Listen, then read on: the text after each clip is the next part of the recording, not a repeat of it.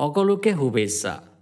এতিয়া video' light ব্যৱহাৰ কৰি আমি কেনেদৰে সামগ্ৰী ফটোগ্ৰাফী কৰোঁ চাওঁ আহক।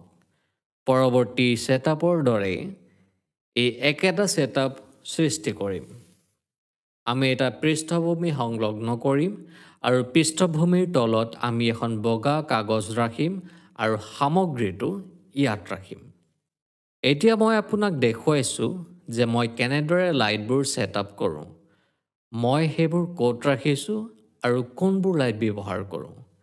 ইয়াত মই অলপ বেছি ব্যয়বহুল লাইট ব্যৱহাৰ কৰি আছোঁ। ব্যয়বহুল লাইট ব্যৱহাৰ কৰাৰ কোনো প্ৰয়োজন নাই। আপুনি অনলাইন শ্বপিং ছাইটত বহুতো ভাল আৰু সস্তা লাইট বিচাৰি পাব পাৰে, যিবোৰ ভিডিঅ' লাইট যাক আপুনি আপোনাৰ সামগ্ৰীবোৰ সহজে শ্বুট কৰিবলৈ ব্যৱহাৰ কৰিব পাৰে। ষ্টুডিঅ' ফ্লেছৰ বিষয়ে কথা নকওঁ আহক। ইয়াত আমি কেনেদৰে নিৰন্তৰ পোহৰ বা ভিডিঅ' পোহৰত দৃশ্যগ্ৰহণ কৰোঁ সেই বিষয়ে কথা পাতিম। আপুনি বিভিন্ন মূল্যবিন্দুত ভিডিঅ' লাইট বিচাৰি পাব পাৰে। অধিক মূল্যৰ ভিডিঅ' লাইট এনেদৰে দেখায়। মই আপোনাক কম মূল্যৰ ভিডিঅ' লাইটৰ এখন ছবি প্ৰদান কৰিছোঁ।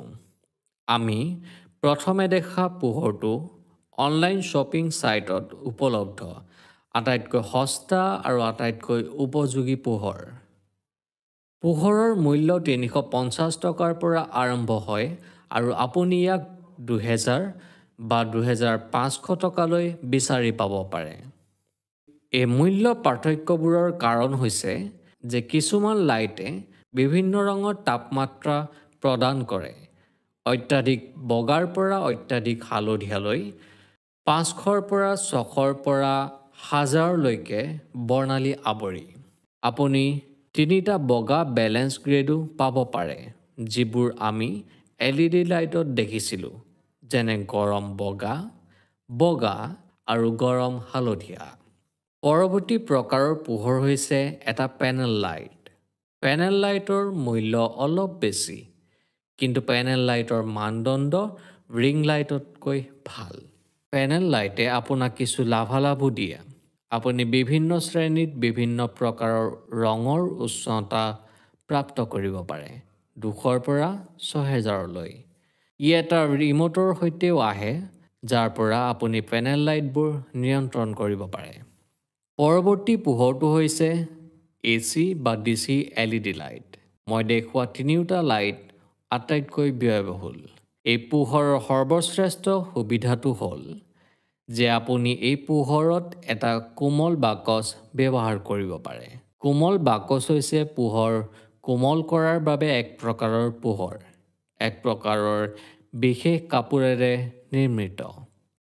আপুনি এই পোহৰৰ ওপৰত ৰাখিব পৰা কোমল বাকচ। আপুনি ইয়াক আন কোনো পোহৰত ৰাখিব নোৱাৰে। মই আপোনাক আগতে দেখুওৱা লাইটত আপুনি ইয়াক ৰাখিব নোৱাৰে।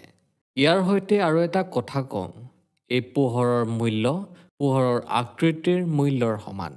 মই প্ৰথমে ইমান দামী লাইট ৰখাৰ বাবে নাযাবলৈ পৰামৰ্শ দিওঁ। যদি মই দেখা সস্তীয়া লাইটবোৰ অত্যাধিক শক্তিশালী হয় আৰু ছাঁ সৃষ্টি কৰে, তেনেহ'লে ইয়াৰ কঠিনতা নিয়ন্ত্ৰণ কৰিবলৈ আমি বগা ট্ৰেচিং কাগজ বা পাতল বগা কাপোৰ ব্যৱহাৰ কৰিব পাৰোঁ।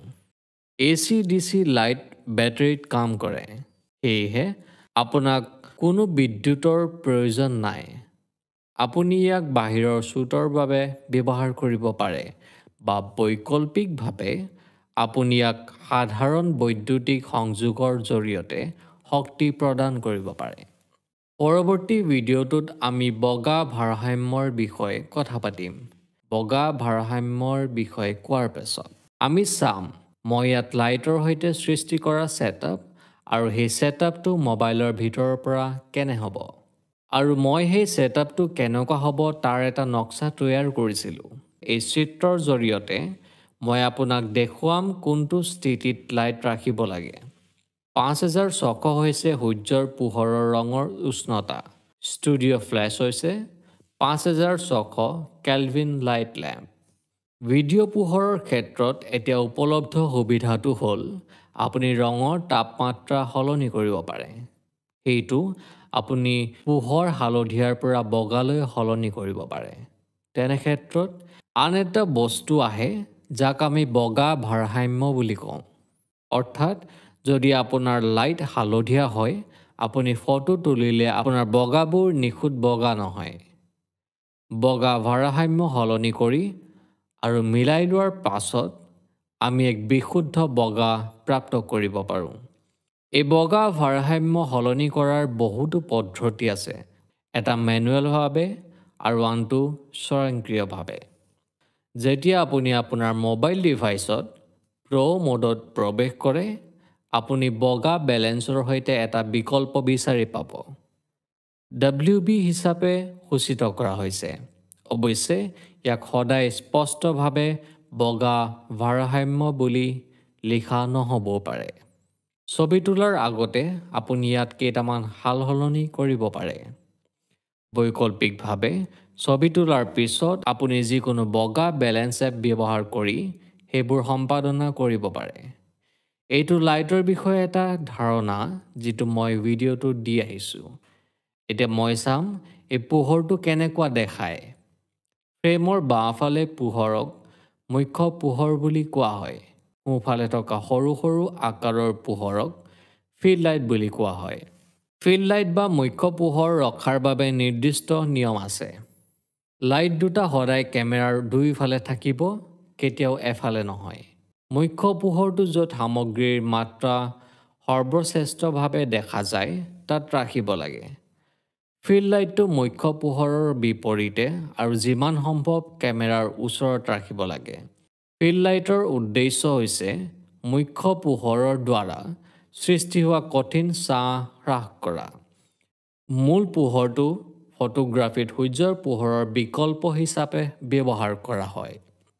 মুখ্য পোহৰ হৈছে পোহৰৰ উৎস যি সামগ্ৰীটো আলোকিত কৰে আৰু আলোকচিত্ৰত মাত্ৰা সৃষ্টি কৰাত সহায় কৰে। প্ৰাকৃতিক পোহৰৰ দৃশ্যগ্ৰহণৰ সময়ত মই আপোনাক থাৰ্মোকল বা ৰিফ্লেক্টৰ ব্যৱহাৰ দেখুৱাইছিলোঁ, যিবোৰ সূৰ্যৰ পোহৰৰ বিপৰীত ফালে ৰখা হয়। এই ক্ষেত্ৰত ফিল্ড লাইটে থাৰ্মোকল বা ৰিফ্লেক্টৰৰ ভূমিকা পালন কৰি আছে। অৰ্থাৎ মুখ্য পোহৰৰ দ্বাৰা সৃষ্টি হোৱা কঠোৰ ছাঁ-ভৰ্তি পোহৰৰ দ্বাৰা হ্ৰাস হয়। এতিয়া এই লাইটিং ছেটআপত সামগ্ৰীটো কেপচাৰ কৰিবলৈ আগবাঢ়ি যাওঁ আহক। এতিয়া আমি সঠিক এক্সপ'জাৰৰ বিষয়ে সামগ্ৰীটো চাব পাৰোঁ। ইয়াৰ পিছত আমি দুটা প্ৰকাৰৰ ছবি তুলি লওঁ, এটা ভৰ্তি পোহৰৰ অবিহনে আৰু আনটো হৈছে ভৰ্তি পোহৰৰ সৈতে। এতিয়া মই আপোনাক দেখুৱাম যে ছবিখন ভৰ্তি পোহৰেৰে কেনেকুৱা দেখুৱায় আৰু ছবিখন কেনেকুৱা দেখায় পোহৰ ভৰ্তি নকৰাকৈ। প্ৰথমে আমি দেখা ছবিখন ভৰ্তি পোহৰৰ অবিহনে।